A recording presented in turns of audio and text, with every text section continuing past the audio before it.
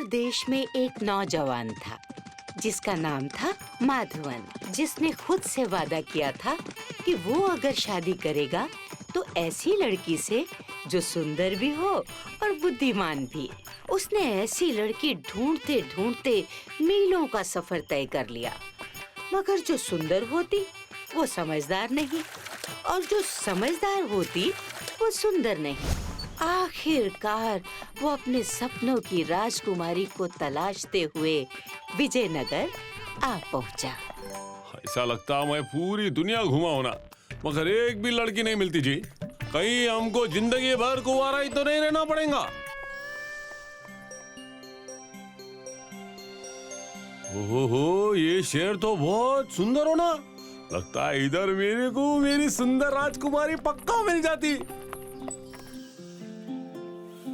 दिन भर की यात्रा से थका हुआ माधवन वहीं किसी पेड़ की छांव में आराम करने को लेटता है और उसकी आंख लग जाती है। रोज की तरह मैं सबसे सवाल पूछूंगा जिसका जवाब फुर्ती में देना होगा। हाँ हाँ, पूछो काका पूछो। हाँ, आज मैं भी कमर कस के आया हूँ आराम से।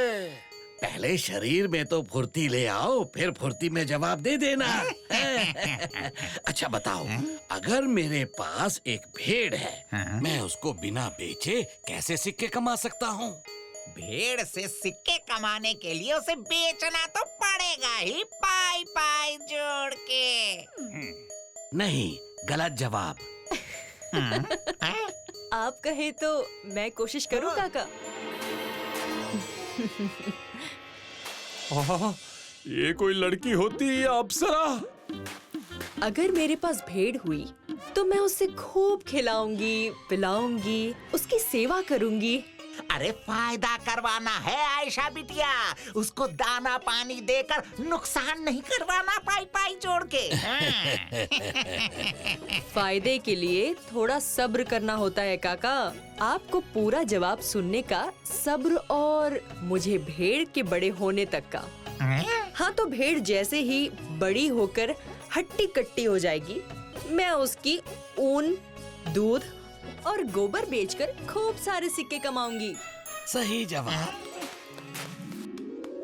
क्या भैया, ये तो ठीक वैसी है जिसकी तलाशा में मैं यहाँ वहाँ भटक रहा था। खूबसूरत के साथ बुद्धिमान भी। वाह वाह वाह वाह वाह, क्या जवाब देती है फटाफट। काका, एक और सवाल करो ना, बस एक हो रहा। काका सवाल पर सवाल करते जाते और आयशा पल भर में उसका जवाब दे देती और इस तरह माधवन की सुंदर और बुद्धिमान लड़की की तलाश खत्म हो जाती है। माधवन आयशा से शादी करके विजयनगर से विदा लेकर अपने आलीशान घर में पहुंचता है।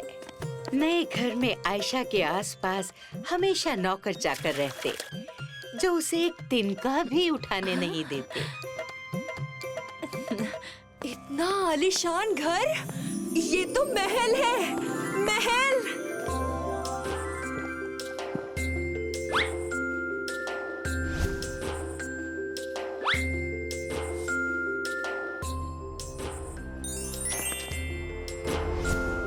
जो आयशा पूरे गांव का चक्कर लगाया करती थी, अब वो पूरे दिन में 2 कदम भी नहीं चला करती।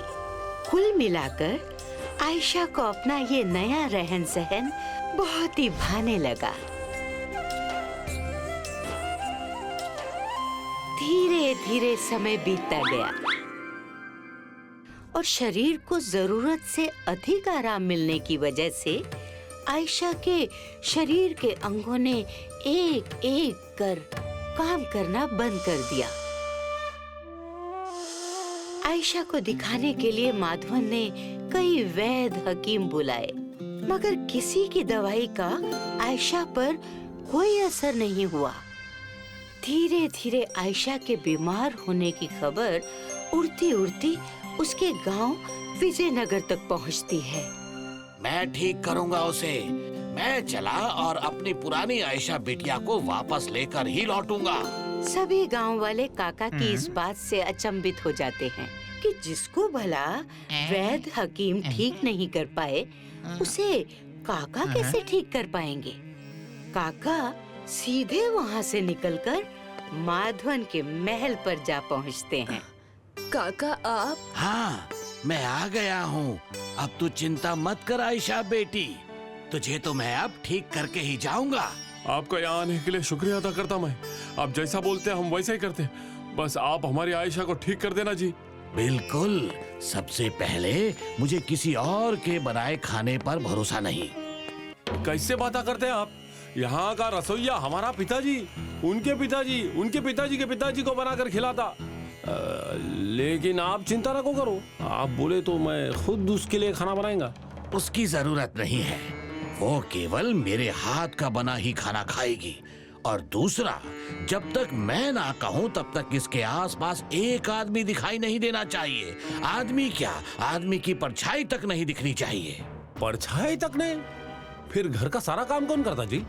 सब ऐसा करेगी। नौकर चाकर रहे ना रहे, तुम्हें ये घर शीशे की तरह चमका कर रखना पड़ेगा। मगर अगर मगर की बात है तो मैं जाता हूँ। नहीं नहीं काका, आप कहीं मत जाइए। आप जैसा बोलेंगे मैं वैसा करने को तैयार हूँ। अगले दिन से ही काका के कहने के अनुसार आयशा का पूरा रूटीन चेंज हो गया। काका खाना बनाकर ऊपर की मंजिल पर रख देते, जहाँ आयशा को सीढ़ियाँ चढ़कर जाना पड़ता। साथ ही शर्त के अनुसार आयशा को बिना किसी की सहायता के घर को चमचमाने के लिए खूब मेहनत करनी पड़ती। अब मेहनत होगी तो आयशा की हड्डियों में लगा आलस का जंग तो छूटना ही था। अब जब आयशा का आलस छूटा तो हर ढलते दिन के साथ वो बेहतर महसूस करने लगी।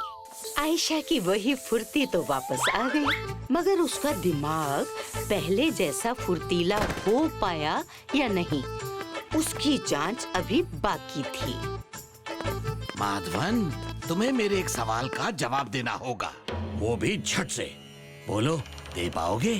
बिल्कुल बिल्कुल।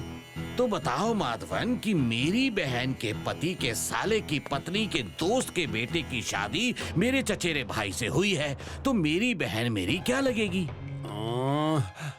हमको लगता फूफा। नहीं चीचा। क्या काका, आपकी बहन तो आपकी बहन ही लगेगी ना?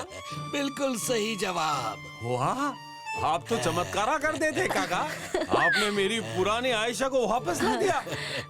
आप ये कैसे करते जी? मैंने कुछ नहीं किया। ये जब विजयनगर में थी तो पूरे गांव की मदद किया करती। पूरे दिन नगर के कभी इस कोने कभी उस कोने, यूं समझो फुर्ती की दुकान थी। अपनी बुद्धि से अच्छी अच्छी गुत्थियां सुलझा दिया करती थी। मगर जब तुम यहाँ आई, तुम्हारी हड्डियों में आराम की जंग लग गई। मैंने तो बस पहले जैसे रहने की आदत डलवाई।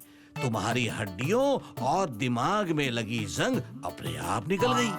अच्छा, तो ये थी आपकी योजना। If you like this video, subscribe to our channel Murthy Media.